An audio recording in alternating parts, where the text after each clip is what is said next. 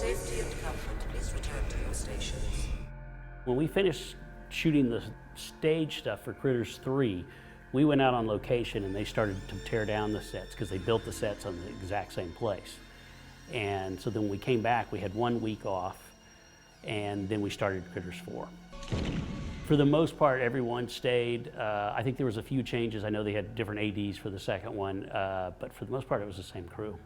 Rupert wanted to direct at some point in his life, and I believe I suggested it be Critters 4 because it was after Critters 3, and he could be preparing Critters 4 while I was overseeing Critters 3. I think he did a pretty good job too for that credit. It certainly seemed to move along, you know, briskly enough. He was confident. He wasn't insecure. He was open to suggestions. It was an easy shift for him to move into it. While we were shooting Critters 3, Rupert would come in and talk to me a lot. You know, we would do sort of a half-ass prep while we were shooting the other movie, you know, just because we had to.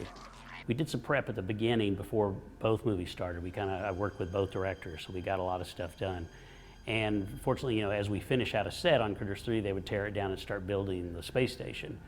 So I could go over there with him at times and see things and sort of do some prep. Welcome, RSS Tesla, to TerraCore Station 44. You may call me Angela. Please complete decontamination procedures before disembarking. I don't know about you, but she's the first one I want to meet. Critters 4 is much darker than any of the other 3 movies, and a lot of it has to do with Rupert as director because he's British, and there's an edge that in terms of British horror movies was much more common in those movies than we had here, and that got into the Critters cycle in Critters 4 to good effect. But it is a much different movie than the other 3 movies. There's no question about it. And for example, it's not the one I've had my kids watch yet. I've shown them 1, 2, and 3. Now, my youngest daughter now is 10 years old, but they haven't watched 4 because it is a little darker, edgier, scarier in a way.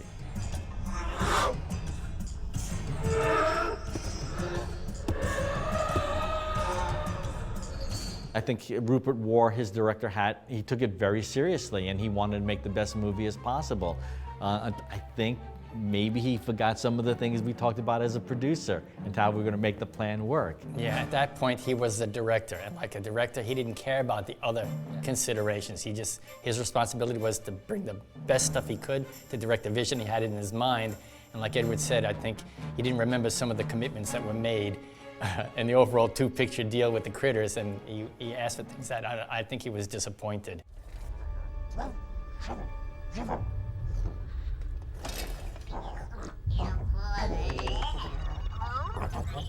When they were changing the script from the plan, had they told us, we might have been able to accommodate it. The surprise of, wait, when we read the screenplay, this isn't what we talked about, it's too late to... Yeah, because we spent all the money, we did all the resources on making those technology-infused critter puppets. Well, that was it. We spent all the money to build the puppets on Critters 3. All the money was done and spent and things were built. There was no money or time to build anything for 4. So a change in the plan really affected us. But again, I think we delivered, you know, as best we could. And that movie had a decent amount of reshoots and pickups to try and remedy some of the things, like the embryo critter that was an add-on.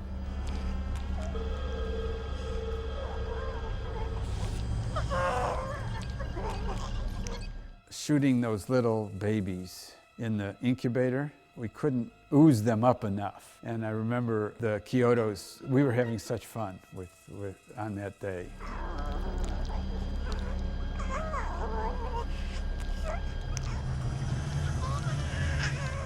So it became a bit of a scramble. That's why, you know, I kind of call Critters 4 Critters Light, because we just didn't have the inventory. It was a different type of movie. It became more baby-centric, and we didn't have a lot of babies. Well, we just didn't make the babies because we made an ensemble cast of adult critters that we could mix and match and put in both films. And you know, we used all the resources. They were tight budget. There wasn't the money in the budget anymore. So, it was, you know, that regard, it was, you know, Critters 4, again, it's Critters Light.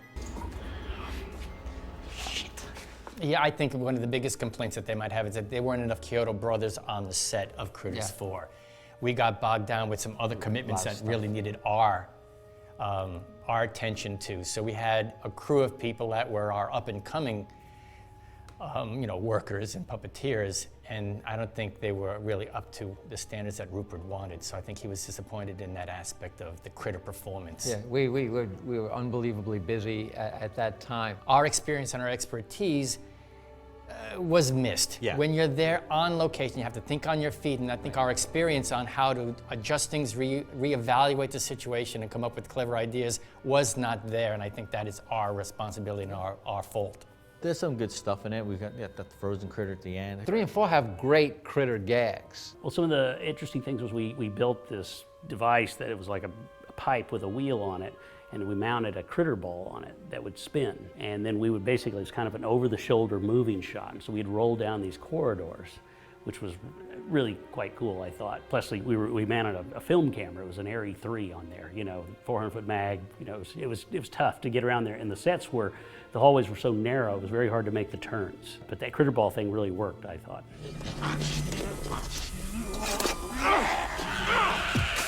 I think the biggest challenge was on 4, making the space station, because you're not just repurposing apartment sets or flats from other things on Earth. The whole movie is in spaceships or in the space station.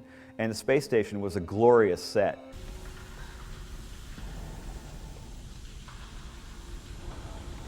Oh, this place smells like a wet sock. I have to say the script was way ambitious for the budget, but the production designer, Philip, did a great job on those sets, because the budget was very low. Philip really needs to be given a lot of credit for making an entire space station out of nothing. It took up a lot of room. It was a very functional set. No breaks in the seals, no integrity breaches. And he pulled off these huge sets, and we were able to build a lot of lights into the set, which helped. Bernie! Bernie! Bernie! Cut that out and come with us! Critters 4, we used a lot of kinos that were hidden underneath the sets and the floorboards, because like I say, all the sets were built off the ground, and we tried to do a lot of lighting from below. Yes, I'm the man who found the pod. Actually, first laid hands on it. After the shoot was finished, we tried to get Bob Shaye to let us use that set to just make a fast and dirty 10-day Roger Corman-like haunted space station movie, because the set was just sitting there, and we never got the chance. Hey!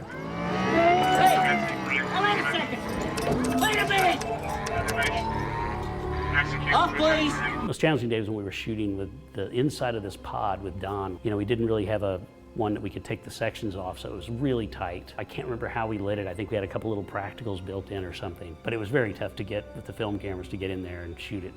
Attention. Hear this. You are about to violate intergalactic biopreservation laws.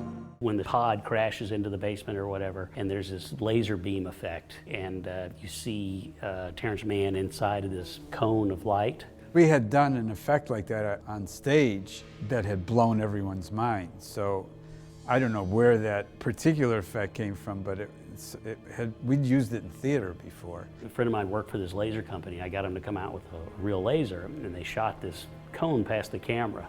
It would scan it, and then we did a beam splitter in front of the camera, and we had Terrence Mann on one side, and he would appear. We could fade him in and out with the light.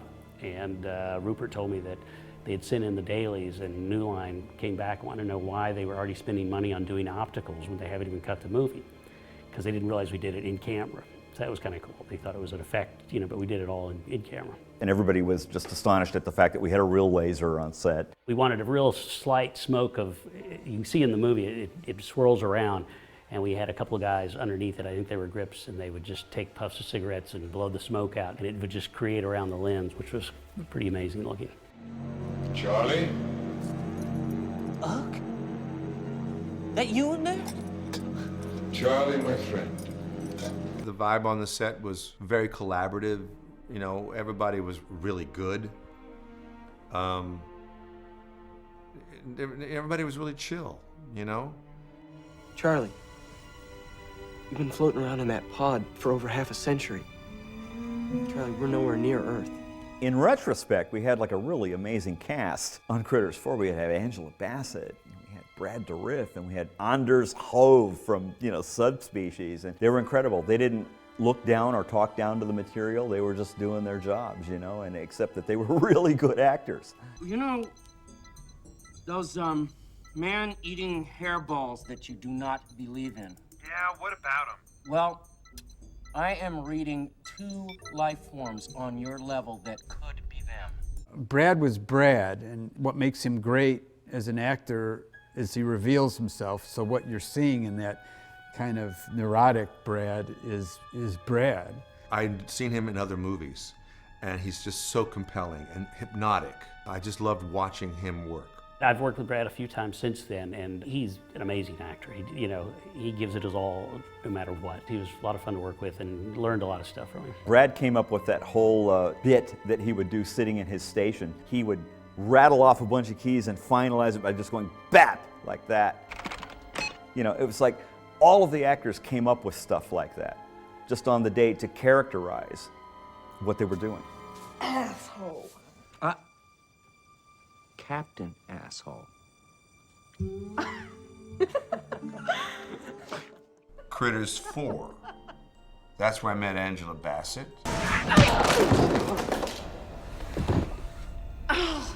Committed, had an intensity, very present. Who she is today, man, great actor.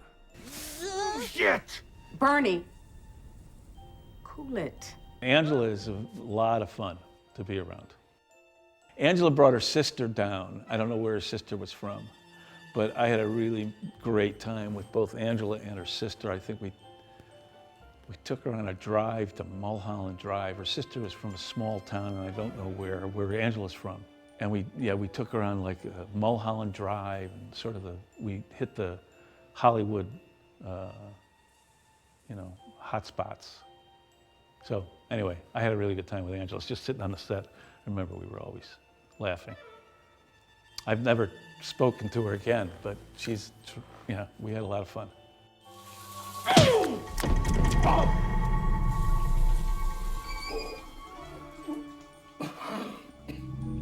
Anders Hove was a lot of fun to work with. He had this great voice, and was just really into this character, as the creepy guy.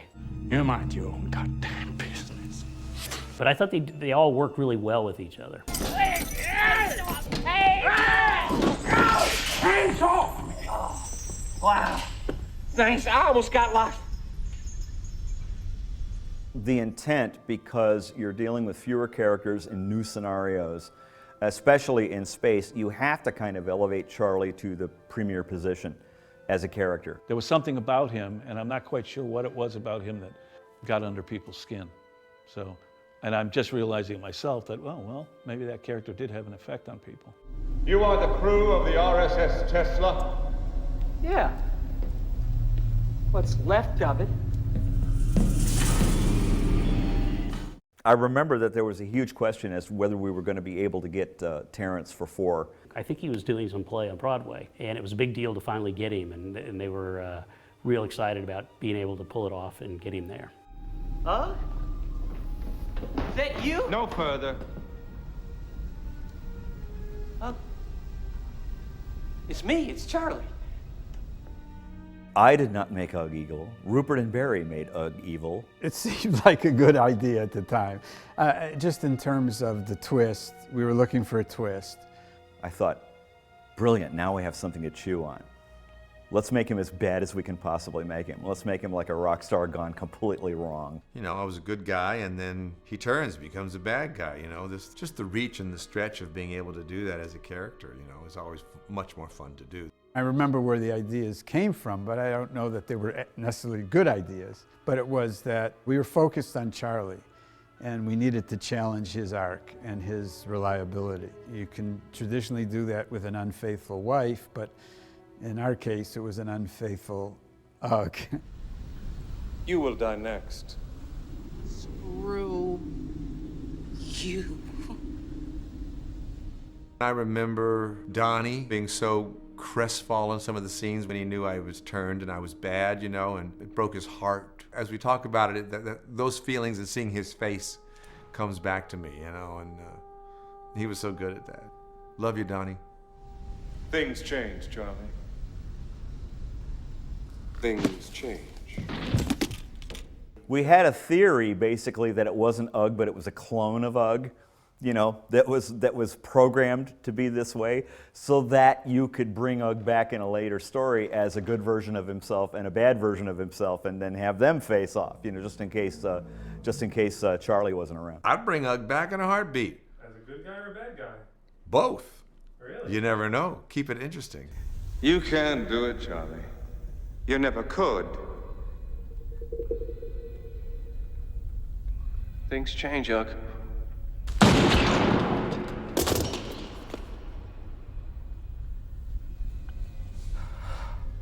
Things change. I've only had VHS copies or DVD copies, and it's 4:3, and we shot 1:8:5, so it'll look really good on Blu-ray, and we'll finally see the widescreen version, or at least the 1:8:5 or 16:9, whatever they end up doing. But I'm very excited about that, because we did some cool stuff with those critters. The kiddos have rigged these rods to come out that were directly behind the critter, so you couldn't see it, so it'd leap right into the lens. So I can't wait to see it here.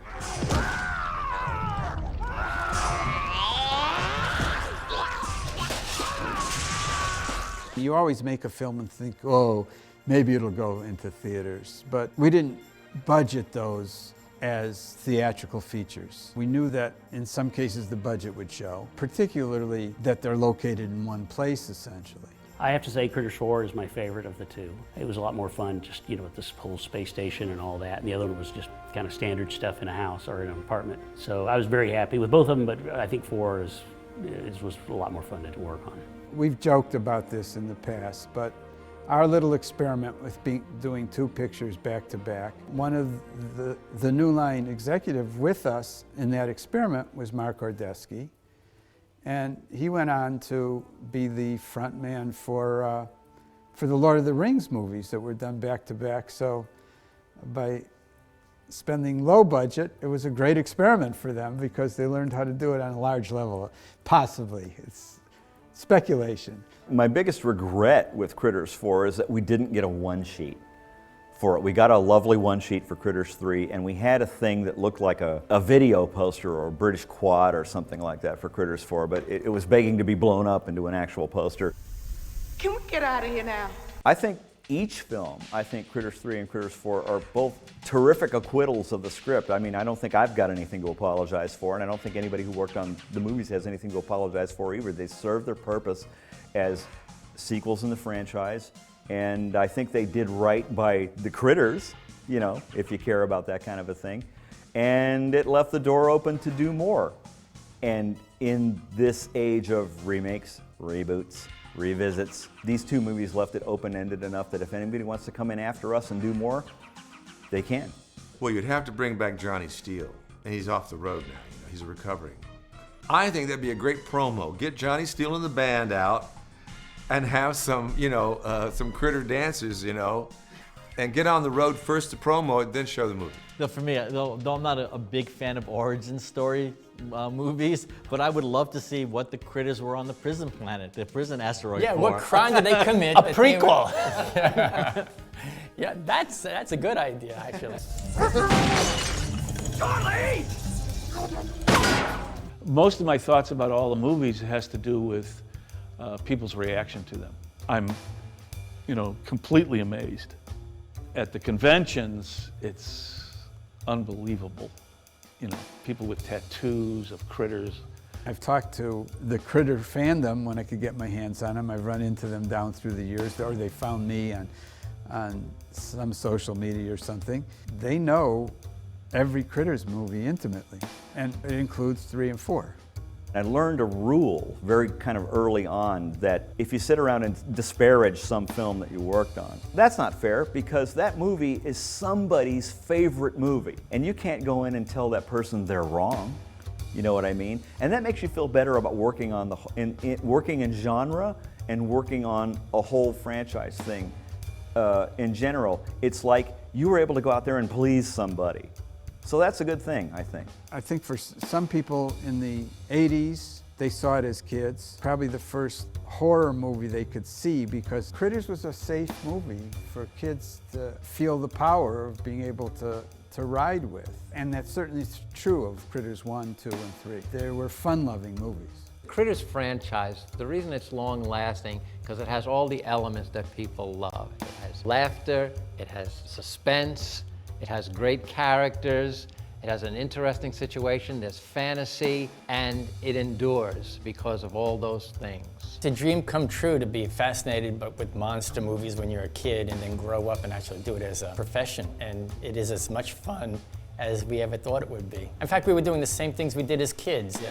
The way we set up shots and did performances and acted out things as kids, we're doing it as adults. And then to find out other people enjoy what you created and with the same love and fascination is really rewarding. To be named as some of the person that inspired, a young filmmaker comes up and said, you know what, that movie that you did inspired me. Those Critters inspired me to do what I'm doing now. We all worked hard. They were relatively short shoots. I only have